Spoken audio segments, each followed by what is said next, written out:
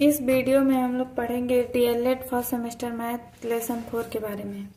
इसमें है भाज्य, अभाज्य संख्याएं तथा लघुत्तम समापवर्तक एवं महत्तम समापवर्तक। पहले तो हम जानेंगे भाज्य किसे कहते हैं। भाज्य वे संख्याएं जिनके 2 से अधिक विभाजक होते हैं, भाज्य कहलाते हैं। उसमें से एक और वह स्वयं वह संख्या के अतिरिक्त कोई अन्य भी संख्या होती हैं।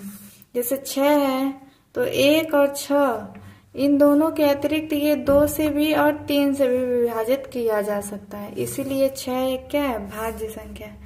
फिर मान लीजिए अगर हम लोग 12 लें तो 12 भी 1 से भी विभाजित किया जाता है, 2 से भी, 3 से भी, 4 से भी, 6 से भी, फिर 12 से भी।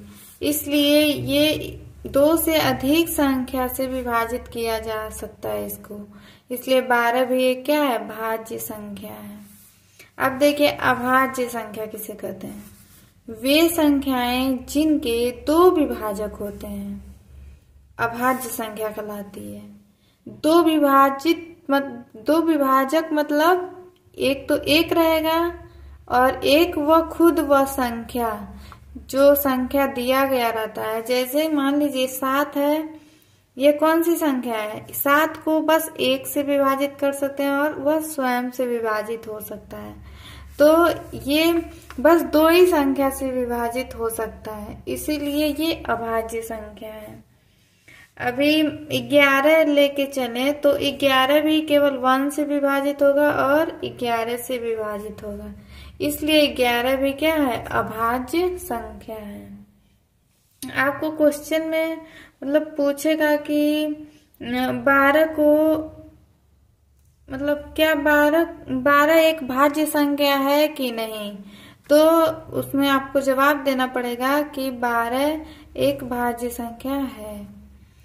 और फिर पूछेगा कि 2 से 9 तक के मध्य सभी अभाज्य संख्याएं बताइए, तो अभाज्य संख्या जिसके मतलब बस 2 गुणज हो, अभाज्य संख्या जिसके बस 2 गुणज हो, जैसे कि 2 हो गया, 2 के बस 1 और 2 होते हैं गुणज, 1 से विभाजित हो सकता है और 2 से।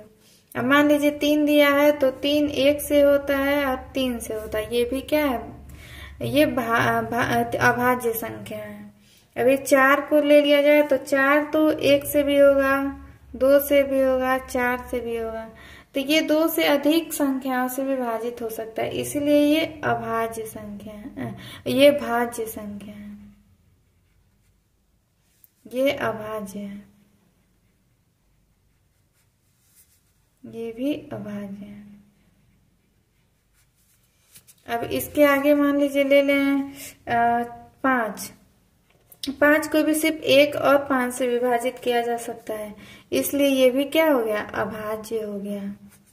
मान लीजिए 6 है तो 6 को 1 से भी, 6 से भी, 2 से भी, 3 से भी विभाजित किया जा सकता है, इसीलिए ये भाज्य संख्या है।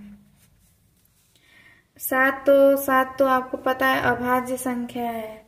फिर 8 लेके चलते हैं तो ये भी तो 1 से विभाजित होगा, 2 से भी, 4 से भी और 8 से भी, तो ये क्या है, भाज्य संख्या है।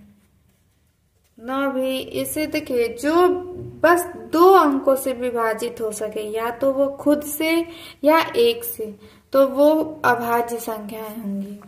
और ऐसी संख्या जिसको 2 से अधिक संख्याओं से विभाजित किया जा सकता है वह भाज्य संख्या होती है।